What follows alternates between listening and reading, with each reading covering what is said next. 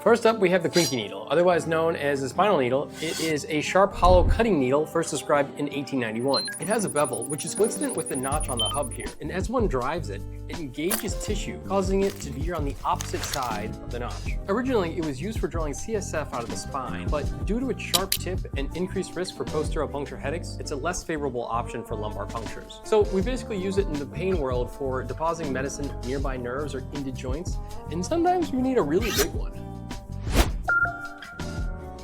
First described in 1944, we have a Tuohy needle, which has a slightly curved Huber tip, which again is on the same side as the notch on the hub. This needle steers in the same direction as the notch on the hub. Its tip allows someone to pass and direct a catheter through it, and due to its rather blunt nature, it helps to spread tissues rather than to cut them, thereby reducing trauma and hopefully posterior puncture headaches. And in the pain world, we really only use this for interlaminar epidural steroid injections.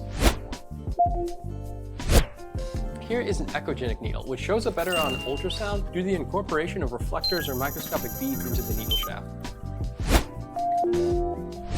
This is an RF cannula, or a radiofrequency cannula. It has a bevel, but it's on the opposite side of this indicator in this black bar. It has a curve, and it will show you which way it essentially deflects in tissue. A probe is passed through this cannula when you get to your designated spot, and then it's heated up to around 80 or 90 degrees Celsius for a certain amount of time, depending on what you're doing. This is a hypodermic needle, which is a thin, hollow, sharp, beveled tip needle used for depositing medication superficially like local anesthetics to hopefully make procedures less painful. And then lastly, this is a blunt tip needle used for drawing up medications. It's got a very large gauge, so a low gauge number, and you wouldn't want to stick anyone with this because it would be super painful.